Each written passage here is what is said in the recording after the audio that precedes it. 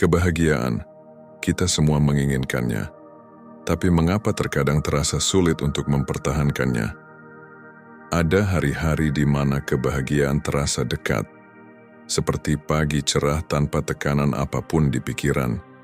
Namun, ada juga hari-hari ketika kebahagiaan seolah hilang, terkubur dalam rutinitas tanggung jawab, kekhawatiran, dan beban ekspektasi. Semakin kita mengejarnya, semakin sulit rasanya untuk meraihnya. Kebenarannya adalah, kebahagiaan bukan sesuatu yang perlu kita buru. Kebahagiaan tidak tersembunyi dalam promosi pekerjaan, hubungan yang sempurna, atau pencapaian besar berikutnya. Seperti yang pernah ditulis Marcus Aurelius, kebahagiaan sepenuhnya ada di dalam diri kita, dalam cara kita berpikir. Kebahagiaan bukan tentang menambah sesuatu dalam hidup, tetapi tentang menyederhanakan apa yang sudah ada. Bayangkan sebuah pohon. Kekuatan pohon tidak berasal dari banyaknya cabang yang tumbuh, melainkan dari kedalaman akarnya.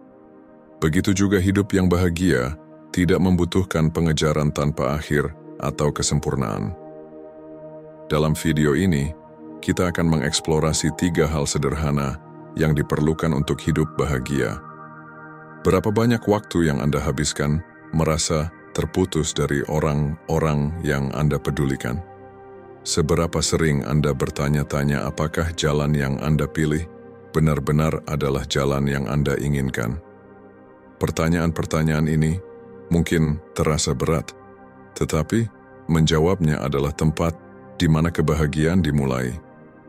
Keindahan dari kebahagiaan terletak pada kesederhanaannya.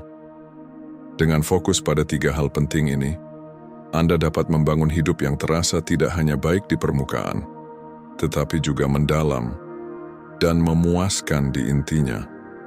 Apakah Anda siap mengambil langkah pertama?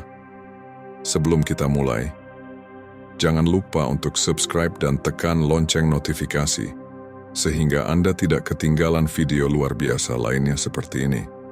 Mari kita mulai dengan menyisihkan semua kebisingan dan menemukan kembali apa yang benar-benar penting. 1. Kejernihan pikiran. Pikiran Anda seperti lensa yang digunakan untuk melihat dunia. Ketika lensa itu bersih dan jernih, segala sesuatu terlihat lebih tajam, hidup, dan mudah dikelola. Namun, ketika lensa itu kotor dengan gangguan, ketakutan, dan daftar tugas yang tak ada habisnya, hidup terasa luar biasa sulit. Sebagian besar dari kita membawa beban kekacauan mental tanpa menyadarinya. Kekhawatiran lama, frustrasi yang tidak terungkapkan, atau dengungan pikiran tanpa henti yang meninggalkan sedikit ruang untuk kedamaian. Tidak mengherankan jika kejernihan pikiran menjadi langka di dunia saat ini. Kita hidup di zaman di mana notifikasi terus berjuang merebut perhatian kita setiap menit, multitasking menjadi kebanggaan, dan produktivitas sering dianggap lebih penting daripada kehadiran. Akibatnya, pikiran kita terkuras, bukan karena hari-hari kita sulit, tetapi karena pikiran kita kelebihan beban. Kekacauan mental ini mencuri sesuatu yang sangat penting, kemampuan untuk benar-benar berada di saat ini. Marcus Aurelius, dalam kebijaksanaannya mengenali hal ini ketika ia berkata, Anda memiliki kekuatan atas pikiran Anda, bukan atas kejadian di luar. Sadarilah ini, dan Anda akan menemukan kekuatan. Kejernihan yang ia bicarakan bukan tentang menghilangkan masalah dari hidup, tetapi menciptakan ruang dalam pikiran untuk merespons masalah tersebut dengan ketenangan dan kontrol. Namun, kejernihan pikiran tidak terjadi begitu saja. Itu adalah sesuatu yang harus kita bangun. Bayangkan, berjalan ke dalam ruangan yang berantakan, pakaian berserakan di lantai, kertas-kertas bertebaran, dan tumpukan piring di wastafel. Anda tidak dapat berpikir jernih di ruang itu sampai Anda mulai merapikannya. Hal yang sama berlaku untuk pikiran Anda. Anda perlu menyingkirkan apa yang tidak lagi melayani Anda. Pikiran-pikiran yang membebani Anda. Kebisingan tanpa akhir tentang apa yang seharusnya Anda lakukan daripada apa yang benar-benar penting. Bagaimana Anda menciptakan kejernihan ini? Dimulai dengan kesadaran. Sebagian besar dari kita bahkan tidak menyadari kekacauan di pikiran karena kita sudah terlalu terbiasa dengannya. Ambil waktu sejenak untuk berhenti. Apa yang berulang-ulang dalam pikiran Anda hari ini? Apakah itu sesuatu yang bisa Anda selesaikan, atau hanya sesuatu yang Anda bawa tanpa alasan? Menyadari gangguan adalah langkah pertama untuk melepaskannya. Selain itu, ada praktik kesadaran, mindfulness, kebiasaan sederhana namun transformatif.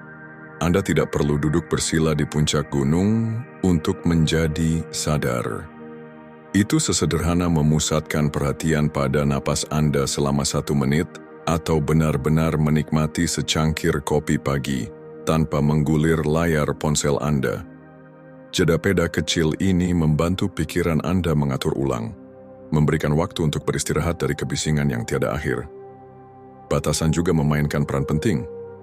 Di dunia di mana semua orang dan segalanya menuntut perhatian Anda, mengatakan tidak adalah tindakan menghormati diri sendiri. Matikan notifikasi, kurangi waktu untuk hal-hal yang menguras energi Anda, dan lindungi fokus Anda seperti sumber daya paling berharga yang Anda miliki, karena memang begitu adanya. Kejernihan pikiran tidak berarti hidup Anda bebas dari tantangan, tetapi ketika pikiran Anda jernih, Anda akan mendekati tantangan tersebut dengan ketenangan yang hampir tak tergoyahkan. Anda akan mampu mengenali apa yang benar-benar layak mendapatkan energi Anda dan apa yang tidak. Anda akan menemukan diri Anda bergerak melalui hidup dengan lebih mudah, lebih percaya diri, dan yang paling penting, lebih hadir. Ini bukan tentang kesempurnaan. Gangguan akan tetap datang. Tetapi setiap kali Anda dengan lembut membawa diri Anda kembali ke apa yang penting, Anda sedang membangun kejernihan. 1 momen dalam 1 waktu. Dan dengan kejernihan, datanglah kedamaian yang mendalam. Sebuah kepastian tenang bahwa apapun yang dilemparkan oleh kehidupan kepada Anda dapat menanganinya. 2. Hubungan yang bermakna. Ada alasan mengapa beberapa kenangan paling bahagia kita melibatkan orang lain, percakapan mendalam dengan seorang teman, momen tenang dengan seseorang yang memahami kita tanpa kata, atau tawa yang dibagikan di meja makan. Momen-momen ini mengingatkan kita bahwa kita tidak sendirian dan bahwa hidup lebih kaya ketika kita berbagi. Namun, di dunia yang semakin terhubung ini, banyak dari kita merasa sangat kesepian. Media sosial memberi ilusi kedekatan, tetapi menggulir highlight reel jarang memuaskan kebutuhan kita akan koneksi sejati. Kita mungkin memiliki ratusan kenalan, tetapi berapa banyak dari mereka yang benar-benar mengenal kita? Siapa kita sebenarnya? Bukan jumlah hubungan yang penting, tetapi kedalamannya. Para Stoik memahami nilai hubungan yang bermakna. Marcus Aurelius berbicara tentang hidup dalam harmoni dengan orang lain, menekankan bahwa manusia secara alami adalah makhluk sosial. Kita tidak dimaksudkan untuk menjalani hidup dalam isolasi atau terpisah. Koneksi membumi, memberi kita perspektif, dan mengingatkan kita tentang kemanusiaan bersama kita. Namun, agar hubungan menjadi bermakna, mereka membutuhkan lebih dari sekadar kedekatan. Mereka menuntut kerentanan, kehadiran, dan usaha. Pikirkan tentang hubungan dalam hidup Anda saat ini. Berapa banyak yang benar-benar terasa memuaskan? Seberapa sering Anda benar-benar meluangkan waktu untuk mendengarkan seseorang? Bukan hanya dengan telinga Anda, tetapi dengan hati Anda. Di dunia yang serba cepat ini, mudah untuk membiarkan hubungan memudar ke latar belakang. Kita mengirim pesan singkat daripada menelepon. Kita membatalkan rencana karena merasa terlalu sibuk. Perlahan, tanpa kita sadari, kita menjauh dari orang-orang yang paling penting bagi kita. Membangun hubungan yang bermakna dimulai dengan niat. Hubungan tidak tumbuh dengan kebetulan. Mereka berkembang ketika kita memprioritaskannya. Mungkin itu berarti menghubungi teman yang sudah lama tidak Anda ajak bicara, atau duduk bersama orang tercinta dan bertanya, "Bagaimana kabarmu sebenarnya?" Momen-momen kecil dari upaya ini dapat mengubah hubungan biasa menjadi hubungan yang mendalam. Namun, koneksi bukan hanya tentang memberi, itu juga tentang menerima. Banyak dari kita merasa tidak nyaman untuk menjadi rentan. Kita ragu untuk berbagi perjuangan kita, takut akan penilaian atau penolakan. Tetapi kerentanan adalah fondasi dari koneksi sejati. Dalam momen-momen kejujuran itulah, ketika Anda mengakui bahwa Anda sedang kesulitan, ketika Anda berbagi mimpi Anda, ketika Anda membiarkan seseorang melihat bagian diri Anda yang belum sempurna, hubungan menjadi lebih dalam. Kehadiran juga sama pentingnya. Seberapa sering kita duduk dengan seseorang sementara pikiran kita ada di tempat lain? Kita secara fisik hadir, tetapi pikiran kita melayang, memikirkan pekerjaan, menggulir ponsel, atau khawatir tentang tugas berikutnya. Koneksi sejati terjadi ketika Anda memberikan perhatian penuh kepada seseorang, ketika Anda menatap mata mereka, meletakkan ponsel Anda, dan benar-benar mendengar apa yang mereka katakan. Batasan juga berperan dalam hubungan yang bermakna. Tidak semua orang yang Anda temui akan baik untuk pertumbuhan atau kedamaian Anda. Tidak apa-apa untuk melepaskan hubungan yang menguras energi Anda atau terasa sepihak. Tujuannya bukan untuk mengelilingi diri Anda dengan sebanyak mungkin orang, tetapi untuk merawat hubungan yang mengangkat dan menginspirasi Anda. Hubungan yang bermakna mengingatkan kita bahwa kita adalah bagian dari sesuatu yang lebih besar dari diri kita sendiri. Mereka membawa kegembiraan selama masa-masa baik dan kenyamanan selama masa-masa sulit. Mereka menantang kita untuk tumbuh, untuk melihat dunia melalui mata orang lain, dan untuk menunjukkan versi terbaik dari diri kita. Hidup bukanlah tentang menjalaninya sendirian. Momen-momen yang paling berarti seringkali melibatkan orang-orang yang berjalan bersama kita. Ketika kita berinvestasi dalam hubungan ini, ketika kita memilih kedalaman daripada permukaan, kehadiran daripada gangguan, dan kerentanan daripada rasa takut, kita menciptakan hidup yang penuh dengan cinta, dukungan, dan rasa memiliki. 3. Hidup dengan tujuan. Hidup tanpa tujuan seperti berlayar tanpa tujuan. Anda mungkin terus terapung, mengikuti arus keadaan, tetapi akhirnya Anda akan merasa tersesat, bertanya-tanya mengapa Anda melakukan perjalanan ini. Tujuan memberi hidup arah, alasan untuk bangun setiap hari dan terus maju, bahkan ketika jalan terasa sulit. Namun, menemukan tujuan bisa terasa sulit, bukan? Itu adalah salah satu kata yang sering diucapkan sehingga mulai kehilangan arti. Kita sering diberitahu untuk menemukan tujuan hidup kita, seolah-olah itu tersembunyi di bawah batu, menunggu untuk ditemukan. Kebenarannya adalah, tujuan seringkali bukan sesuatu yang kita temukan, melainkan sesuatu yang kita ciptakan. Bagi sebagian orang, tujuan berasal dari hasrat seumur hidup, panggilan yang mereka rasakan sejak kecil. Bagi yang lain, itu adalah sesuatu yang mereka temukan melalui pengalaman hidup, terkadang melalui coba-coba, atau melalui momen pencerahan selama masa sulit. Tidak ada pendekatan satu ukuran untuk semua, dan itulah yang membuat tujuan menjadi sangat pribadi. Para Stoik memiliki istilah untuk rasa arah ini, eudaimonia. Kata ini sering diterjemahkan sebagai kebahagiaan atau keberhasilan, tetapi maknanya lebih dalam dari itu. Eudaimonia adalah tentang hidup selaras dengan nilai-nilai Anda, berkontribusi pada kebaikan yang lebih besar, dan memenuhi potensi Anda. Marcus Aurelius menulis, lakukan setiap tindakan dalam hidup Anda seolah-olah itu adalah tindakan terakhir Anda. Ini bukan tentang urgensi, tetapi tentang niat. Menjalani setiap momen dengan makna, tidak peduli seberapa kecil tindakan itu. Langkah pertama, menuju hidup dengan tujuan adalah melihat ke dalam diri Anda. Tanyakan pada diri sendiri, apa yang benar-benar penting bagi saya? Apa yang membuat saya merasa hidup? Itu mungkin keluarga Anda, hasrat kreatif, penyebab yang Anda pedulikan, atau bahkan komitmen untuk pertumbuhan pribadi.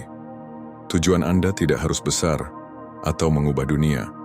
Itu hanya harus berarti bagi Anda. Terkadang, tujuan ditemukan melalui perjuangan. Pikirkan tentang tantangan yang telah Anda hadapi dalam hidup.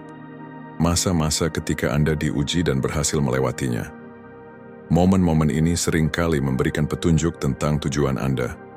Mungkin Anda pernah mengalami kehilangan, dan sekarang Anda merasa terdorong untuk mendukung orang lain yang menghadapi situasi serupa.